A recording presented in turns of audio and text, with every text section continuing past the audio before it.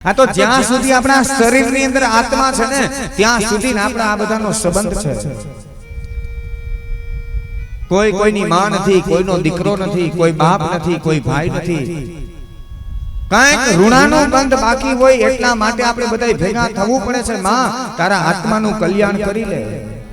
નદીની અંદર પૂર આવે ને એમાં લાકડા તણાતા તણાતા આવતા હોય, એ બધા લાકડા એક બાજુ ભેગા થઈને રહે, થોડી વાર ભેગા રહે ને જ્યાં ફરી પાછો પાણીનો એમાં ધક્કો લાગે ને એટલે બધા લાકડા નદીના પ્રવાહમાં આગળ તણાવા લાગે। એમાં આપણા કુટુંબ, પરિવાર, આડોશ પાડોશમાં આપણે બધા એક પરિવારમાં ભેગા થાય છે કર્મ રૂપે। પણ જ્યારે કાળ રૂપી હડસેલો પાછો લાગશે ને એટલે આ જીવ પાછો પોતાની યાત્રા આગળ વધારે। ક્યાં સુધી સંબંધ છે? જેમ શ્રીફળની અંદર પાણી હોય ત્યાં સુધી ટોપરું ને કાચલી ચોટીને રહે, પણ શ્રીફળમાંથી ને પાણી સુકાઈ જાય એટલે ટોપરું કાચલીને મૂકી દે, કાચલી ટોપરાને મૂકી દે। એમાં આ શરીરમાં જ્યાં સુધી આત્મા છે ને ત્યાં સુધી જ સંબંધ છે।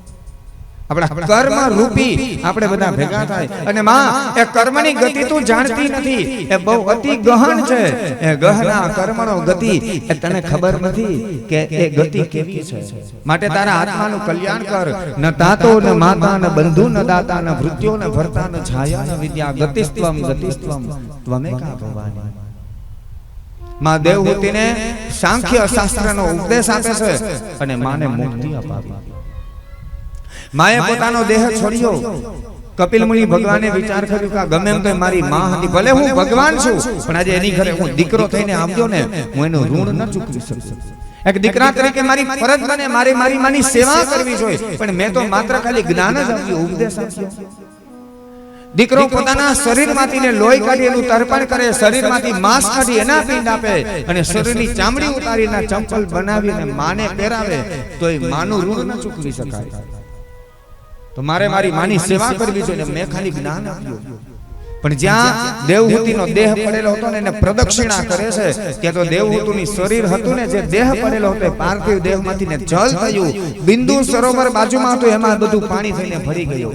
કપિલ મુનિ ભગવાને મહાત્માએ મૂક્યું કે જે પણ દીકરો આવી રહ્યા જો માતાનું શ્રાદ્ધ કરશે તો એ માતાને હું ચોક્કસ મુક્તિ અપાવી દઈશ। જેમ મારી માતાને મુક્તિ મળી એમ જ બધી માતાઓને મુક્તિ અપાવીશ। એટલા માટે માતાનું શ્રાદ્ધ છે ને એ સિદ્ધપુર પાટણ થાય છે, માતૃ શ્રાદ્ધનો ત્યાં મહિમા છે। પિતાનું શ્રાદ્ધ કરવું હોય તો ગયાજી જવું પડે। બિહારની અંદર ગયાજીની અંદર પિતાનું શ્રાદ્ધ થાય છે। બાળા ભોળાનું શ્રાદ્ધ, નાના બાળકોનું શ્રાદ્ધ કરવું હોય ને તો અહીંયા બાલાચલ પાંડવોએ ત્યાં શ્રાદ્ધ કરેલું। બાળેશ્વર મહાદેવ, ભોળેશ્વર મહાદેવ છે જામનગરની બાજુમાં। સમસ્ત પિતૃના મોક્ષાર્થે તમારે જો કાર્ય કરવું હોય તો પ્રાચીના પીપળે ત્યાં સમસ્ત પિતૃનું કાર્ય થાય। એટલે ત્યાં કાર્ય કરો તો એનું વિશેષ મહત્વ છે। એનો અર્થ એવો નથી કે બીજે ક્યાંય તમે ન કરી શકો। આ પણ એક પિતૃ કાર્ય છે, ભાગવત કથા છે। ખાલી જો ત્યાં જ થતું હોય તો પ્રાચી જઈને સપ્તાહ કરવી પડે, ત્યાં જ શ્રાદ્ધ કરવા પડે। બિહારમાં થતું હોય તો ત્યાં જ કરવું પડે, એના સિવાય ક્યાંય ન થાય। પણ એવું નથી, તમે કોઈ પણ જગ્યાએ કાર્ય કરી શકો પણ ત્યાંનું વિશેષ મહત્વ હોય છે, ત્યાં જાવ તો વિશેષ। એમાં બિહારમાં પિતા પાછળ, બાળકો પાછળ, તો કે અહીંયા બાલાચરી ભાઈ પાછળનું શ્રાદ્ધ। ગોકર્ણ આપણે કુતિયાણાની બાજુમાં પોરબંદર પાસે ગોકર્ણ મહારાજે ધુંધુકારી પાછળ ત્યાં શ્રાદ્ધ કરેલું, તો એ ગોકર્ણની અંદર પણ ત્યાં ભાઈ પાછળ શ્રાદ્ધ થાય છે। તો ત્યાંનું વિશેષ મહત્વ હોય છે। બાકી તો તમે કોઈ પણ જગ્યાએ ગમે ત્યારે ગમે એટલી વખત શ્રાદ્ધ કર્મ કરી શકો છો। શાસ્ત્રનો તો એવો પણ નિયમ છે, માણસે દર 3 વર્ષે એક વખત પિતૃ કાર્ય કરવું જોઈએ। એક વર્ષે એક વખત દેવ કાર્ય કરવાનું।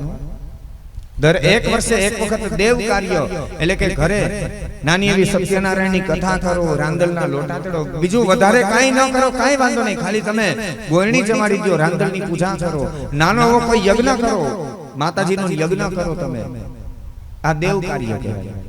દર 3 વર્ષે એક વખત પિતૃ કાર્ય કરવું જોઈએ। પિતૃ નિમિત્તે તર્પણ અને પિંડદાન ખાલી ભલે 2 માણસ બેસીને કરો, પણ આપણે તકલીફ એક પિતૃ કાર્ય જ્યાં શબ્દ આવે ને ત્યાં તો અરે અદા અમાર કુટુંબ ભેગું નતા તો અમને તો નડે છે, કરવું જ છે અમારે। લે અને ઘણા કોઈ પિતૃ નિમિત્તે કઈ કાર્ય કરે ને તો એ માણસો એમ કે પિતૃ છે ને માગે ને તો જ કરાય, નકર ન કરાય. અને ઘણા તો એમ કે પિતૃ જગાડાય નહીં. મને ખબર નથી કે પિતૃ ક્યારે સુઈ જાય ક્યારે જાગે કેમ જાગે નહીં, મને નથી ખબર. એટલે તમને કોઈને ખબર હોય કેજો, અમને જાણવા મળે ક્યારે. પણ કહેવાનો ભાવાર્થ છે કે અમે તમારું અનાજ ખાઈએ છીએ ને, તમે ખાલી એક મુઠ્ઠી અનાજ મૂકો તો અમે તમારા ઋણી કે એટલે અમારે શાસ્ત્રની વાત તમને કરવી જોઈએ. કરો કે ન કરો એ તમારા હાથની વાત છે. કહેવત છે નદી વહી જાણે બ્રાહ્મણ કઈ જાણે. અમારી ફરજ બને કે આજે તમારું ઋણ ઉતારવા માટે અમારે કંઈક સાચી વાત કહેવી જોઈએ. ખોટી અંધશ્રદ્ધા ક્યારેય ન રાખતા. શાસ્ત્રનો એવો નિયમ છે દર 3 વર્ષે એક વખત પિતૃ નિમિત્તે માણસે કાર્ય કરવું જોઈએ. નથી કરતા એટલા માટે જ અમુક સમય પસાર થાય ને તો પણ પિતૃમાંથી ને આપણા પિતૃ પાછા પ્રેતમાં વયા જાય. આવું મેં વાંચેલું છે. ભલે કદાચ એનું કાયદેસર મૃત્યુ થયું હોય, ઉંમર પ્રમાણે એમ જ મૃત્યુ થયું હોય. પ્રેત ગતિમાં તો નહીતર આકસ્મિક મૃત્યુ થયું હોય ને તો પ્રેત ગતિમાં જાય. પણ નિયમ એવો છે કે વધારે સમય સુધી પિતૃ કાર્ય ન કરો તમે તો પણ આપણા પિતૃ પ્રેતમાં વયા જાય.